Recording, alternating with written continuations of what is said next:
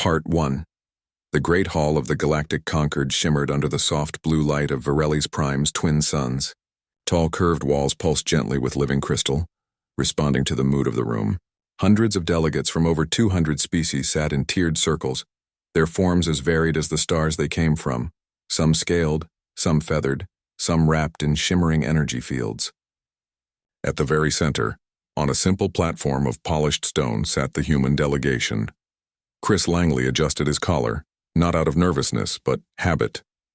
He was tall, with tired eyes and a calm voice that had carried Earth through 3 near wars. Beside him, Maya Ruiz tapped quietly on a flat datapad, her dark hair pulled back, her expression unreadable. She wasn't a diplomat by trade, she was an astrophysicist. But after the Krell swarm had been stopped by a human-designed quantum phase pulse that no other species could replicate, the Concord insisted Earth send more than just politicians. They wanted to see the minds behind humanity's sudden rise. The Krell had been a nightmare, self-replicating war machines that consumed entire systems, turning planets into scrap. Dozens of Concord fleets had failed to slow them. Then out of nowhere, Earth's third fleet engaged them near the Helios Rift. In less than 6 hours, the Krell armada collapsed, their core networks fried by a weapon no one understood. The victory shocked the galaxy. Within a year, humanity was invited to join the Concord as a full member. Many species grumbled. Humans were young, loud, and unpredictable, but they could not be ignored. Now 3 months into the summit, tensions had reached a breaking point. High Counselor Zelkor of the Thalari rose from his elevated seat. His long silver limbs moved with practiced grace, his voice echoing through the chamber via translation fields. The Concord recognizes humanity's contribution against the Krell swarm, he began, his tone measured but firm. However, your continued development of quantum phase weaponry violates Article 9 of the Stability Accords. Such weapons destabilize subspace coherence across sectors. They are not defensive, they are tools of dominance. A murmur rippled through the chamber. Several reptilian delegates from the Zenthar Collective hissed in agreement. Others watched silently, curious how the humans would respond. Chris stood slowly. He did not raise his voice. Counselor, the Krell weren't stopped by diplomacy. They weren't stopped by sanctions or treaties.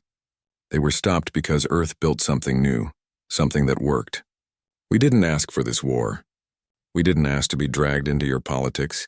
But when the galaxy needed help, we answered. Zelkor tilted his head slightly, a Thalari gesture of polite disagreement. And for that you are thanked. But gratitude does not grant exception. All members must abide by the same rules. You must decommission your phase weapons and submit your research to Concord oversight. Maya finally looked up from her pad. You want us to hand over technology that took us 50 years to develop? Technology that saved your outer colonies, so you can lock it away in a vault? That's not oversight. That's fear. Gasps filled the room. Speaking so bluntly was considered deeply rude in Concord protocol, but Maya didn't care. She had spent weeks listening to species that once called humans primitive, now demand control over the very tools that protected them. Chris placed a hand lightly on her shoulder, then turned back to Zelkor. We came here in good faith. We offered partnership, not submission. If the price of your alliance is that we give up our right to defend ourselves, or worse, that we stop thinking, stop creating, then we have nothing more to discuss. He paused. The chamber fell utterly silent. Even the crystal walls seemed to dim. Humanity does not seek to rule, Chris said, his voice steady. But we will not be ruled either. Then, without another word, he gathered his notes. Maya stood, tucked her datapad under her arm, and followed. The rest of the human team, engineers, scientists, 2 quiet security officers, rose as one and walked out of the great hall. No one moved to stop them. Outside, the air was warm and smelled faintly of blooming sky vines. A human shuttle waited on the landing pad, engines humming softly. As they boarded, Chris glanced back once at the towering spire of the Concord Hall. It looked ancient, unshakable, like it had stood for 10,000 years and would stand for 10,000 more. But Chris knew better. Nothing lasted forever. Not empires, not alliances, not even fear. Back on Earth, news of the walkout spread faster than light. Some called it reckless, others called it brave. Most just watched and waited. Within 24 hours, Earth's government issued a formal statement. All diplomatic ties with the Galactic Concord were suspended indefinitely. Trade routes closed. Communication channels went dark. Human ships recalled from deep space. Even the cultural exchange programs, music, art, educational streams that had quietly charmed alien audiences were shut down. The galaxy noticed immediately. On the mining moon of Kethra 7, medkits designed by human bioengineers ran out. Without them, a fungal plague began spreading among the native gruel workers. On the Thalari homeworld, fusion reactors started flickering. Human-made stabilizers were failing without routine updates. Entertainment hubs across dozens of systems went silent as Earth's drama series, music, and even cooking shows vanished from the networks. People didn't realize how much they'd grown to rely on human culture until it was gone. But Earth didn't look back. On Mars, engineers worked double shifts in underground labs, refining shield harmonics. In orbit around Luna, Captain Derek Boone ran drills with the newly formed Sol Defense Fleet. And in a quiet research dome near the equator, Maya Ruiz began sketching equations no one else in the galaxy could understand, equations that might one day bend time itself.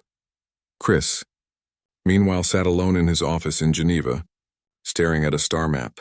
He knew the conquered would not beg, not yet.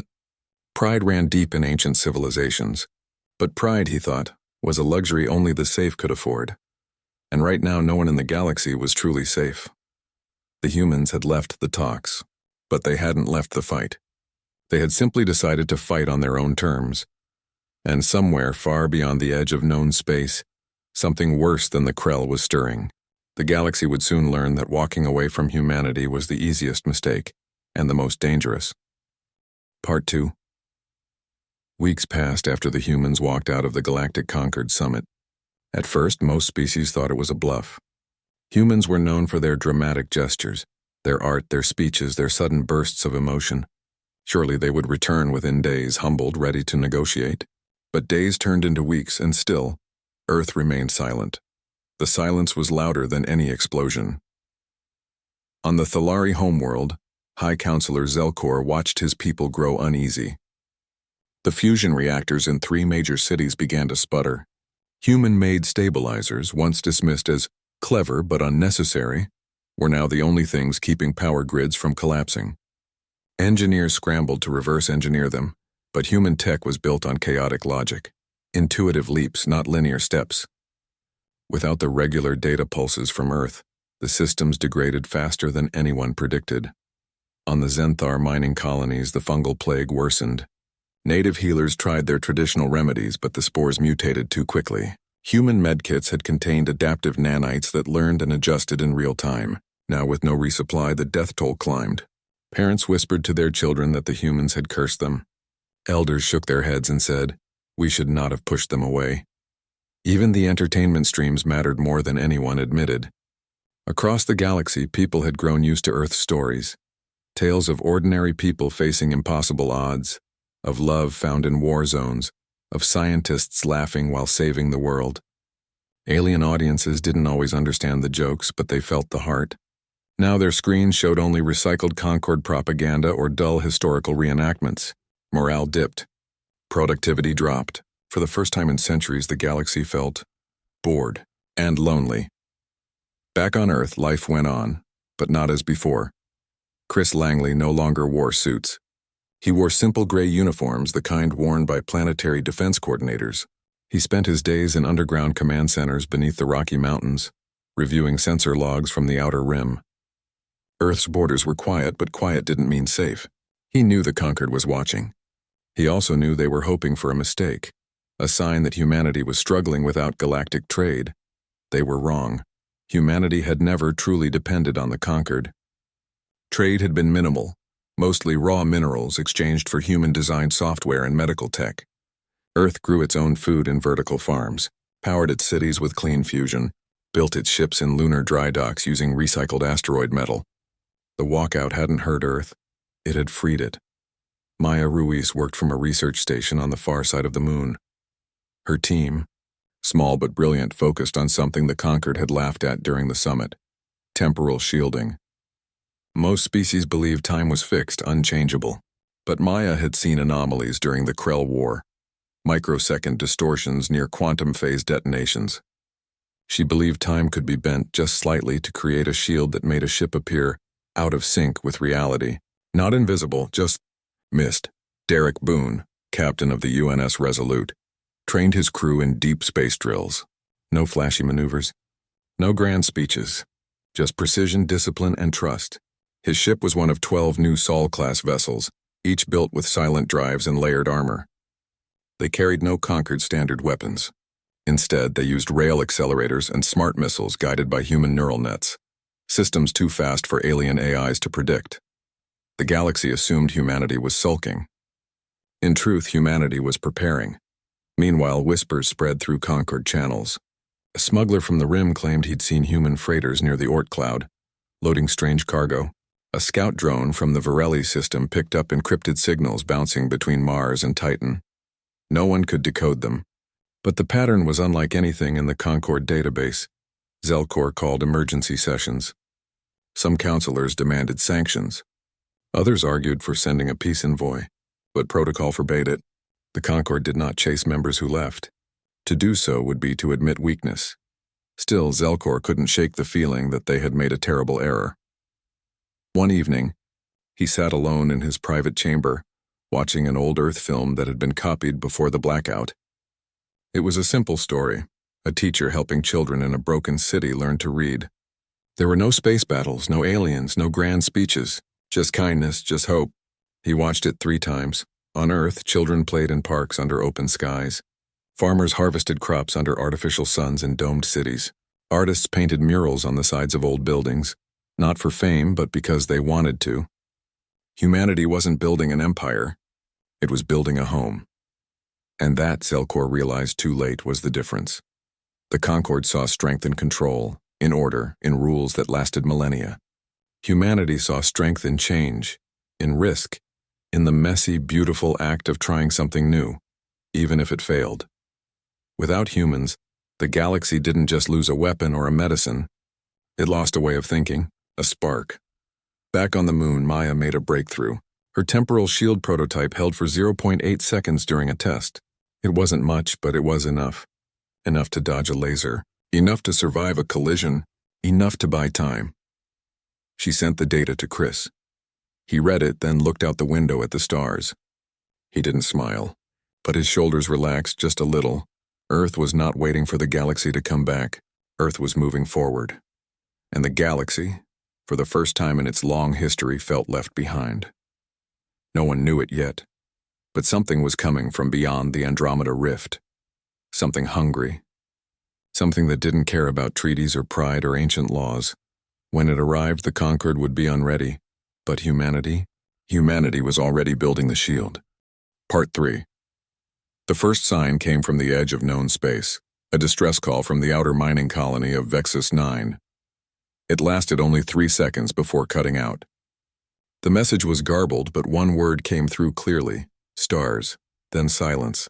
The Concord dismissed it at first. Vexus 9 was small, remote, prone to comms failures.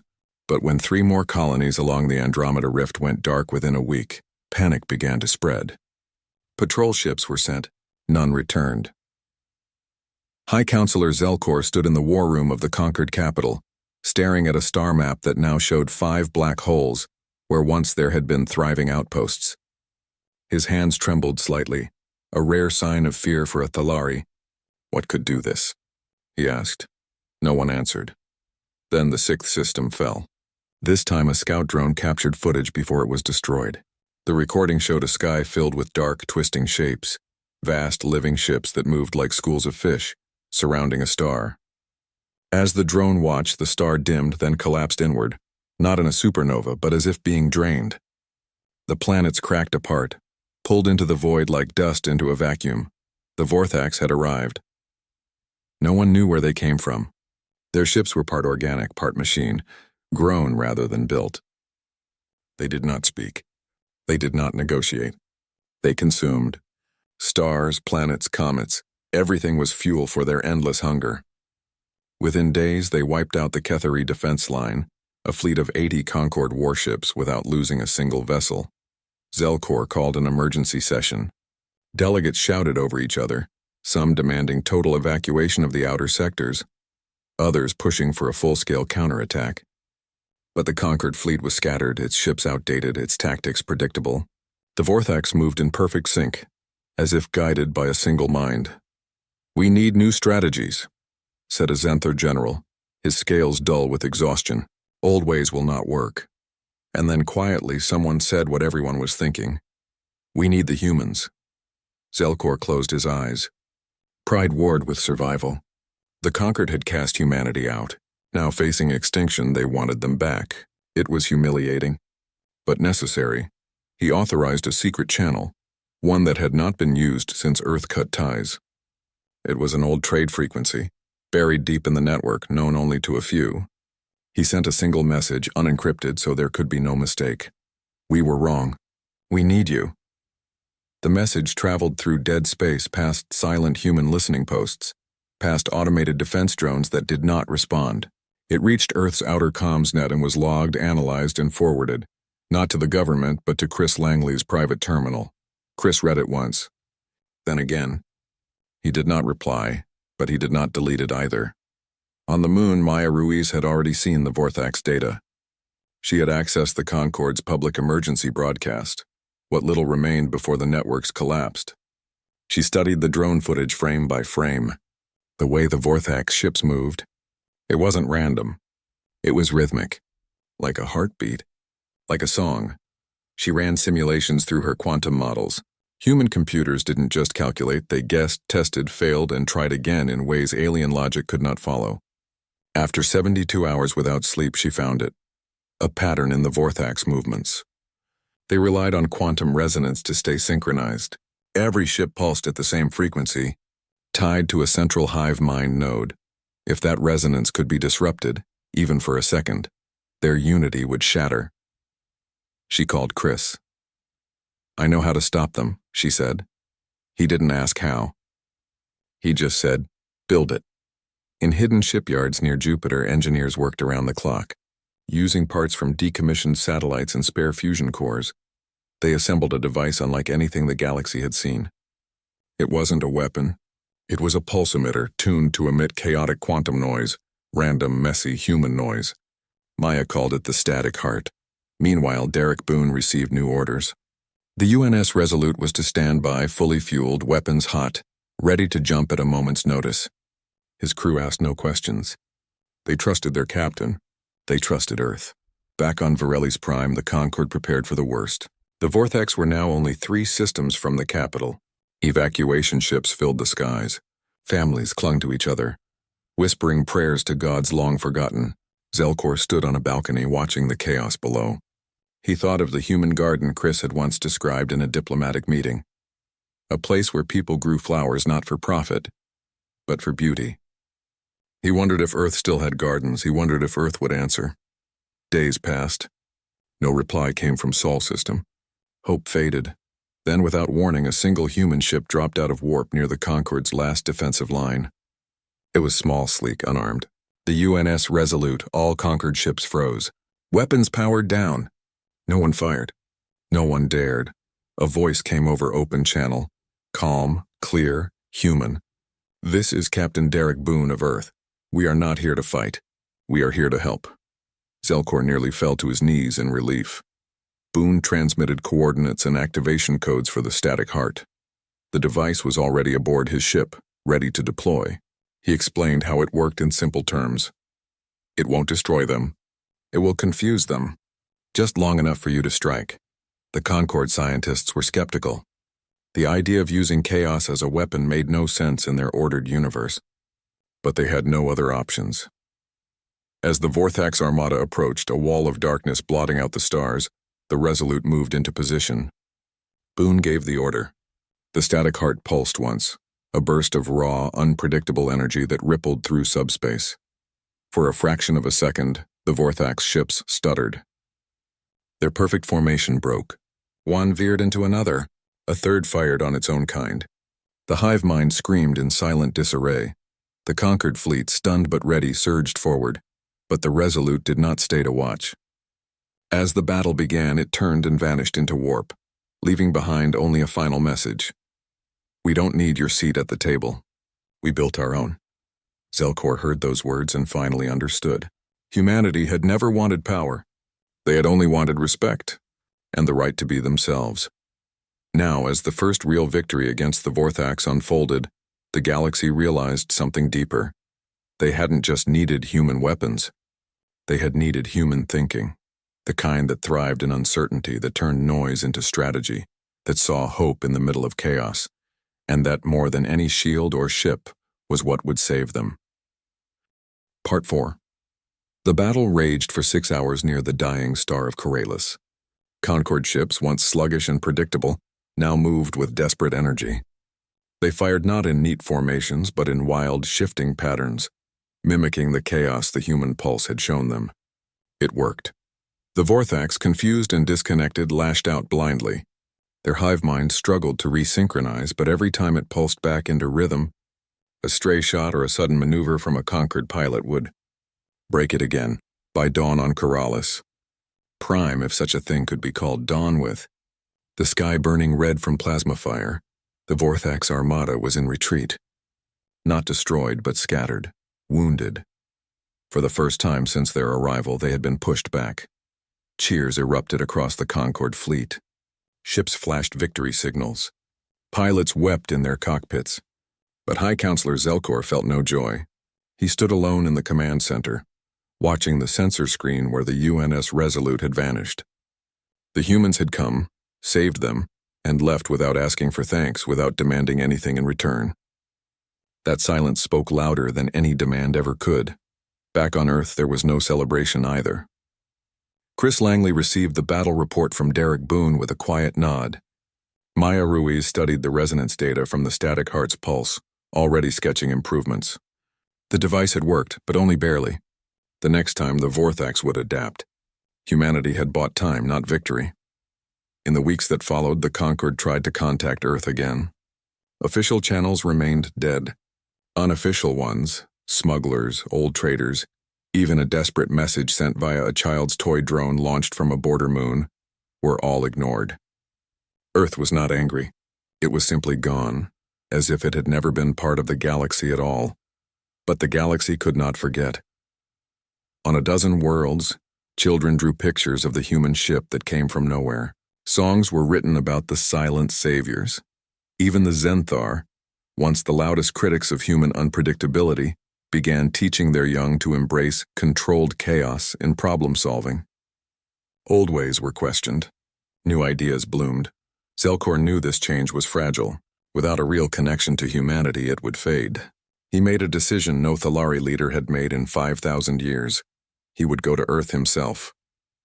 Not as a counselor. Not as a representative of the conquered. Just as one being seeking another. He traveled in a small, unarmed vessel painted white, the color of peace in human history, he had learned. He brought no guards, no entourage. Only a single data crystal containing the full Conquered archives on the Vorthax as a gift. And a small potted plant from his home garden, its silver leaves trembling in the ship's gentle light. When his ship entered the Sol system, he expected to be challenged. Instead, a human patrol cruiser hailed him politely. "State your business," the voice said, calm and clear. "I wish to speak with Chris Langley," Zelkor replied. There was a long pause. Then, "Hold position." Hours passed. Zelkor waited, heart slow but steady. Finally, a shuttle approached. It docked without ceremony. 2 humans boarded his ship, Chris Langley and Maya Ruiz. They wore simple clothes, no uniforms, no badges of rank. Zelkor bowed deeply, a gesture of great humility among his people. "Thank you for seeing me," Chris nodded. "We saw your ship. We saw you came alone. That means something." They spoke in the small cabin of Zelkor's vessel. No translators were needed. The humans had perfected real-time language tech long ago, but chose to use it sparingly, preferring to listen more than to speak. Zelkor explained the battle, the retreat of the Vorthax, the changes sweeping the conquered. He admitted their fear, their pride, their mistake. "We thought order was strength," he said. "You showed us that life is not orderly. It is messy, and that is where true strength lies." Maya listened quietly, then asked, "Do you understand why we left?" "Yes," Zelkor said. "You did not leave because you were angry. You left because you were tired of being asked to be less than you are. Chris smiled faintly. Exactly. Zelkor offered the data crystal. Everything we know about the Vorthax. It is yours, Maya took it. We'll study it. But remember, our help is not a return to the conquered. We are not coming back to your table. I know, Zelkor said. But perhaps you could let others visit yours? Chris looked out the viewport at the blue-green curve of Earth below. Clouds drifted over continents. Oceans shimmered. It looked peaceful, fragile, but he knew better. Earth had survived ice ages, wars, plagues, and now the judgment of the stars. It was not fragile. It was resilient. We'll think about it, he said. As Zelkor prepared to leave, Maya handed him something small, a seed pod wrapped in cloth. Plant this where you live, she said. It's a sunflower. It grows fast. It always turns toward the light. Zelkor held it like a sacred relic. Back on his homeworld, he planted the seed in his garden. Within weeks, a bright yellow flower rose toward the twin suns. The Lari scientists studied it, amazed at how it bent and twisted to catch every ray. They called it the human flower. Meanwhile, on Mars, engineers began building a second static heart, this one stronger, smarter. On Luna, Derek Boone trained new pilots, not just in combat, but in decision-making under uncertainty. In Geneva, Chris met with leaders from every nation on Earth. They agreed on one thing: humanity would not rule the galaxy, but it would protect its own way of life, and if others chose to stand with them, not above them, then maybe, just maybe, they could share the stars. The Vorthax were still out there, healing, learning, planning, but now, for the first time, they faced not just a galaxy of rules and ranks, but a galaxy touched by human spirit, unpredictable, stubborn, and full of hope. And that, more than any weapon, was what frightened the darkness. Part 5. The sunflower bloomed on Zelkor's balcony, its golden face turned toward the morning light. Around it, the city of Thalera hummed with a new kind of energy. Markets buzzed not just with trade but with ideas. Schools taught children to ask what if instead of what is. Even the old war colleges began running simulations based on human tactics, messy, bold, full of risk. The galaxy had not just been saved from the Vorthax, it had been changed by humanity. Even though humanity remained distant, Zelkor knew this change would not last unless it was nurtured. He called a special session of the Conquered Council, not in the Great Hall but in a simple garden beneath open sky, a human custom he had come to admire. He stood before the gathered leaders not in his formal robes but in plain gray cloth, the color of Earth's mountains. The Vorthax will return, he said. They are wounded, not gone, and next time they will be ready for our chaos. He paused, letting the truth settle. We cannot face them alone. We need Earth, not as a member, not as a servant, but as a partner. Murmurs rose. Some agreed. Others feared losing control. But no one denied the truth anymore. Zelkor then made an offer no one expected. He proposed dissolving the old Concord structure, the rigid hierarchy, the endless rules, the council that spoke for all but listened to none. In its place, he suggested a new alliance, one built on choice, not command. Each species would keep its freedom. Help would be given, not demanded. And Earth would be invited, not to join but to lead if they wished. The vote was close, but it passed. A message was sent to Sol System. Not a plea, not a demand, just an open hand. This time, Earth replied. Not with a ship, not with a weapon, but with a simple transmission, coordinates and a time. Zelkor went alone again. He arrived at the edge of the asteroid belt, where a small station floated in silent orbit. It was not a military base. It was a meeting place, built by human hands open to all. Inside there were no thrones, no banners, no signs of rank. Just tables, chairs, and large windows showing the spinning Earth below. Chris Langley waited for him there, along with Maya Ruiz and Derek Boone. No guards. No speeches. Just 3 humans and 1 Thalari sitting in a circle. We saw your proposal, Chris said. We won't lead your alliance. We never wanted that. Zelkor nodded. He had expected this. But, Chris continued, we'll stand beside you. Not under your rules. Not above them, just beside, Maya added. We'll share what we learn. We'll fight when needed. But we decide how, when, and why. No more orders. No more demands. That is fair, Zelkor said. They talked for hours. About the Vorthax. about rebuilding, about teaching young minds to think, not just obey. By the end, they had no treaty signed in blood or light, just an understanding, spoken plainly and held in silence. As Zelkor prepared to leave, Chris walked with him to the airlock. Outside, the stars were bright. "You know," Chris said, "we never wanted to be special. We just wanted to be ourselves. And that," Zelkor replied, "is what makes you special." Back on Earth, life continued. Children played in parks. Farmers harvested crops. Artists painted on old walls. But now something new had begun. Small alien ships, Thalari, Zenthar, even a few from species Earth had never met, visited the outer stations. Not to trade, not to spy, just to learn. They watched how humans argued, then laughed. How they failed, then tried again. How they built not just machines, but meaning. The Vorthax did return. 6 months later, they struck the outer rim again, stronger, smarter. But this time the galaxy was ready. Human-designed disruptors pulsed from conquered ships. Pilots used chaotic flight paths learned from Earth simulators. When the hive mind tried to sink, it found only noise. Beautiful, unpredictable human noise. The battle was hard. Many died, but the Vorthax were pushed back again. And this time they did not return. Years passed. The new alliance grew, not through conquest, but through trust. Earth remained independent, but never alone. Human stories, music, and science spread across the stars not as exports, but as gifts. And in return, humanity learned from others. New medicines, new ways to see the universe, new friends. Zelkor visited Earth one last time, old and slow, his silver limbs bent with age. He walked with Chris through a garden near the Pacific, where sunflowers grew tall and bright. Children ran past them, human and Thalari, laughing in a mix of languages. "They don't see the difference," Zelkor said softly. "No," Chris replied. "They never did. When Zelkor died, Earth sent a single ship to his funeral. A quiet gesture, no fanfare. But on every world in the Alliance, a sunflower was planted that day. Humanity had left the talks once, and the galaxy had pleaded. But in the end, it was not pleading that brought them back. It was respect. It was the simple act of seeing humans not as tools or threats, but as people, flawed, fierce, and free. And in that seeing, the galaxy found not just salvation, but something far rarer, hope that was truly shared.